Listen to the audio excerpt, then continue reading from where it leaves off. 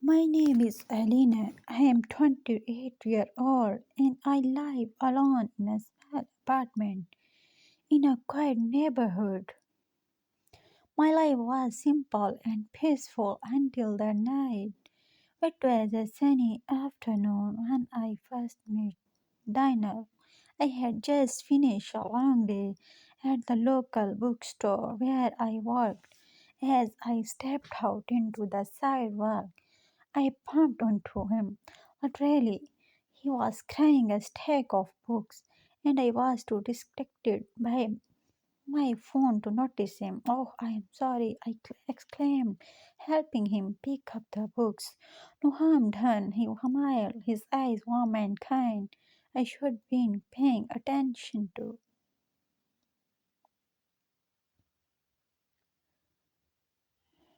He laughed and he introduced himself as Daniel.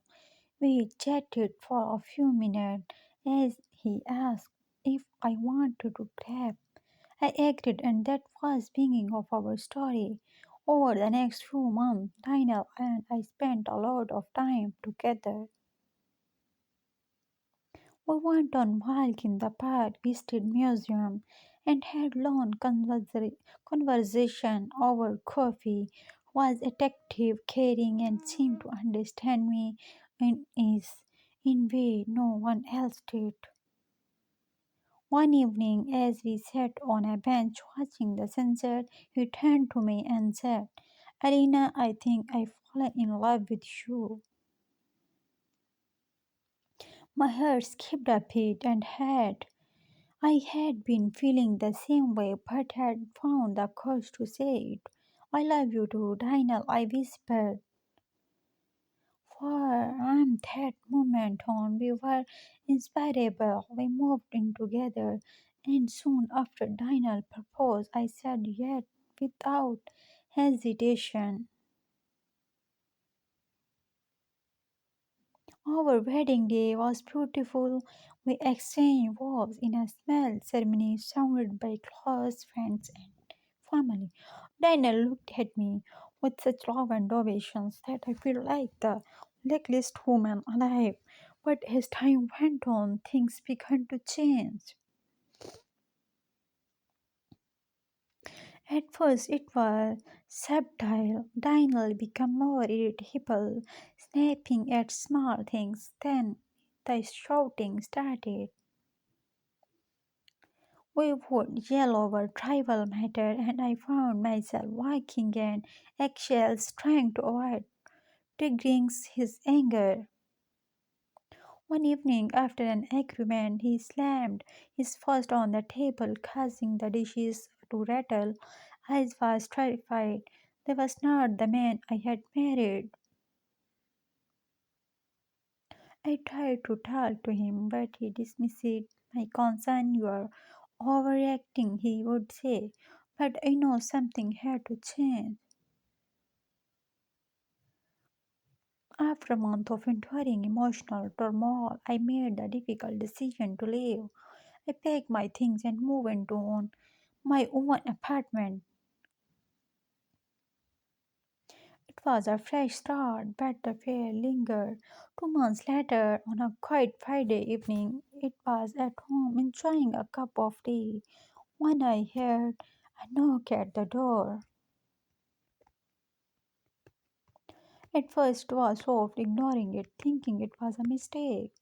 But then it came again, bang, bang. I was not expecting anyone.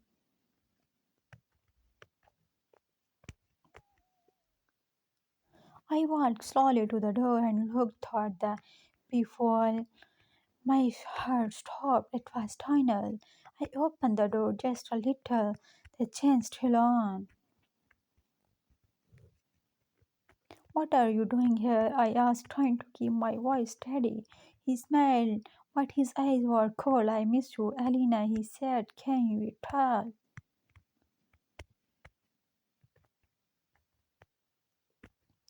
"I do not want to talk," I replied. "Please go." "Dinner for one. Just 5 minutes. Let me inside. We can fix this." "No," I whispered, starting to close the door.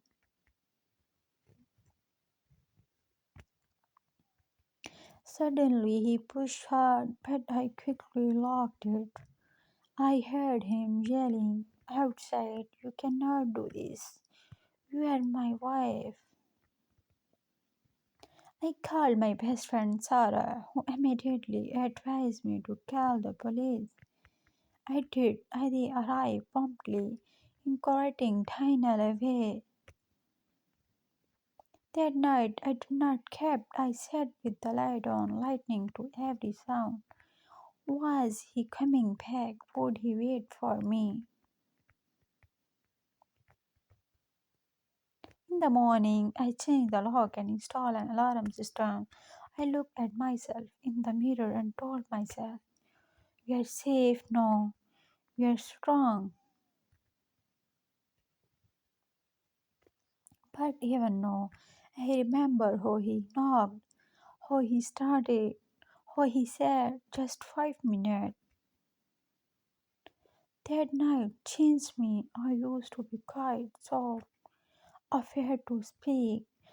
No, I speak, I protect myself, I listen to my fear. Some people said he just wanted to talk, but they did not hear the voice. They did not see his eyes. I did. He scared me, but I will not live in fear. With time I focused on my work, reconnected with friends, and discovered my love for painting. I enjoy a local art class and met many new people who supported and encouraged me. One day, while at the gallery opening, I met someone new. His name was Lex, who was kind, respectful, and patient. We started spending time together, and slowly I allowed myself to taste again. Now I am content. I have learned to stand up for myself, to set boundaries, and to never settle for anything less than respect and love. I am Alina, I am strong, and I am free. If you like the story, then do not forget to like, comment, and share.